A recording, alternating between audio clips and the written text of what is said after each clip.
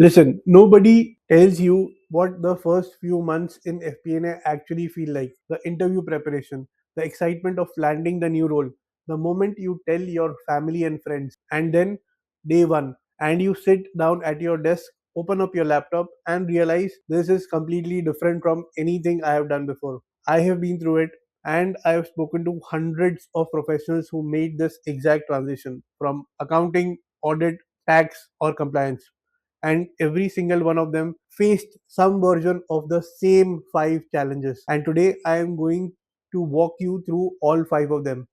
Now, this is not to scare you, but to prepare you, because knowing that they are coming is the best way to get through them. Challenge number one is the mindset shift. In accounting and audit, the job is to look backwards. You verify what happened, you confirm that the number is correct, you follow the checklist, and you follow the standard, and then finally you sign off. Now, FP&A asks you to do the exact opposite. It asks you to look forward, to forecast what hasn't happened yet, to make a recommendation about a decision that hasn't been made, to give an opinion where there is no rule that tells you what the right answer is. Now, for most CAs, that is genuinely disorienting. You spend years being trained to be precise, rule based, and compliance first. And then on day one of your FP&A role, somebody asks you, what do you think the revenue will look like for the next quarter? And then your brain starts looking for the standards, and there isn't one. Here is how the professionals I spoke with described it. Transitioning from audit to FP&A was a significant shift. Audit roles are predominantly rule based, but FP&A requires a more instinctual approach. I had to unlearn many routines and learn to think about the impact of my actions on the business. Now, how can you overcome this? You need to stop asking, is this correct? And start asking, what does this mean? Every time you look at a number, force yourself to ask one business question about it. Why did it move? What drove it? What should we do about it? That habit, practice consistently, rewrites how you approach the FP&A work. In audit, the answer is always in the past, but in FP&A, the answer doesn't exist yet.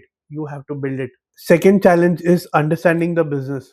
This is the one that caught me off guard the most, and I believe it catches most CAs off guard too. Knowing the PNL is not the same thing as understanding the business. Let me repeat that. Knowing the PNL is not the same thing as understanding the business. In audit, you are trained to read financial statements. You understand the income statement, balance sheet, and the ratios. You can spot anomalies. You know what a healthy margin looks like. But in FP&A, your manager doesn't only want to know if the numbers are correct. They want to know why they moved, and why they moved is almost never inside the spreadsheet. It is in the conversation with the head of sales about a deal that slipped. It is in the operations meeting about a supply chain delay. It's in the context that lives outside the finance function entirely. My first few months at my first FP&A role, I used to update reports and send them out, and I had absolutely no idea what decisions those reports were feeding into. I knew the numbers were accurate,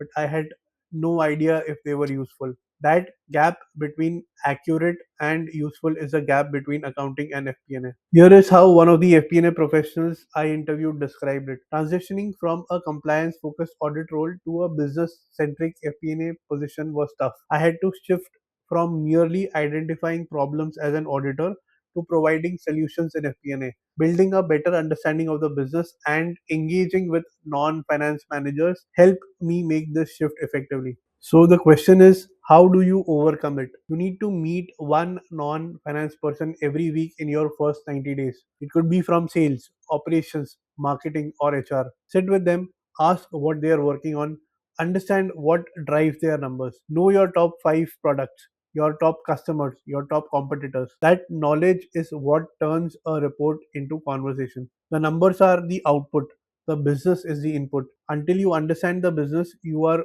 only working with half of the picture. Challenge number three is the skills gap. Talk about advanced Excel, financial modeling, scenario analysis, driver based forecasting, data visualization, business partnering, budget management, or the use of AI. All these skills are important to FP&A roles, and they are not really taught in your CA training. And most people discover this gap on their first big project, which is not the ideal time to find it. The skill gap is real, but it is also something that you can work upon and attack deliberately. Now, how can you overcome it? Identify one skill which is most used in your FP&A team and then go deep on that first. Don't try to learn every skill at once. Watch what your senior colleagues use every day and learn that tool inside out. Usually it is advanced Excel, then the FP&A planning tool that your company uses, then Power BI or SQL if it is needed in your role. One tool at a time. Fluency in one tool is more valuable than surface knowledge of 10. On a quick side note, if you are serious about growing your career in FP&A, then do check out our Certified Global FP&A Professional Program. CGFPA is a 6-month accredited certification in FP&A designed to help you become real business partners. If that sounds something you would be interested in, links are in the description. Also, there are a bunch of free resources that you can download on FP&A, including books and free courses. You will find all the links in the description. Challenge number 4 is the tools and data overload. In audit, you work with one set of books, one source of truth. Everything ties back to the trial balance. While in FP&A, you have 10 data sources, two different planning systems, and everyone in the organization has a slightly different version of the numbers. And your first week, you will sit in a meeting where someone will challenge a figure that you just presented because their version says something different. The tools themselves, whether it be Hyperion, Anaplan, SBase, SAP, whatever your company uses, are nothing like anything you use in audit or accounting. And the volume of data is overwhelming. You don't know what to trust, what matters, or where it comes from. This is what one person I interviewed said.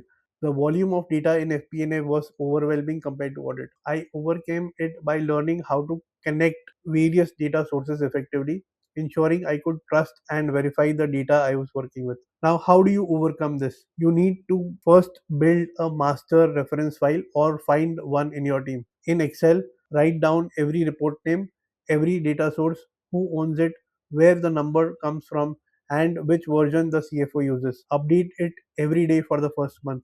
It sounds basic, but within the first 30 days, you will be the person on the team who knows the data architecture better than the people who have been there for you. That knowledge builds the credibility fast. And finally, challenge number 5, which I feel is the biggest one for most people who migrate into FP&A, which is communication and presentation to stakeholders.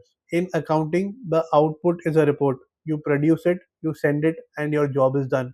But in FP&A, the output is a conversation. You have to take complex financial data, variance analysis, scenario models, forecast assumptions, and explain it clearly to people who don't speak finance in real time, in room full of executives who have about 4 minutes of patience for your slides. The first time I had to present in a business review meeting, I had over prepared the model and completely under prepared the story. I had every number, every variance, every footnote. What I didn't have was a narrative. The CFO stopped me after the third slide and said, Asif, what is the one thing you want me to take away from this? I didn't have an answer ready, and that told him everything. Here is one of the FP&A leaders I interviewed had to say about this.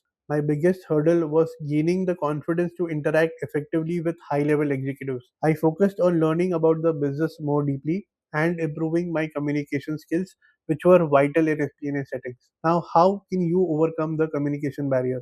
First of all, for every report, you need to write one sentence what that report means, what does it do, and one sentence what to do about it. Before you send any email or report or walk into any meeting, you make sure that you read those sentences again. That could be your narrative, and everything else is evidence. Here is another pro tip: volunteer to present even when you are not ready. The only way to build the presentation muscle is to use it. So there you go. Those were the 5 challenges. Let me give them to you one more time. Challenge number 1 was the mindset shift from looking backward to looking forward. Number 2 was understanding the business and not just the numbers. Challenge number 3 was the FP&A skills gap. Challenge number 4 was overwhelming data and different tools used in FP&A. And finally, the fifth one was your communication. You need to move from producing reports to driving conversations. Every single person who successfully made the transition from accounting and audit to FP&A faced at least 3 of these 5 challenges. The ones who got through them fastest were not the ones who were technically gifted. They were the ones who knew these challenges were coming and had a plan for each one of them. If you want the full framework, including the first 90 days roadmap, the FP&A skills toolbox, and the resume blueprint, grab the book from accounting to FP&A from the links in the description. Also, don't forget to subscribe to this channel for one new video every week on FP&A careers, skills, and tools. Also, drop me a comment below which of these 5 challenges was the hardest one for you. Remember, I read every single comment. Thank you so much for watching, and I will see you in the next video.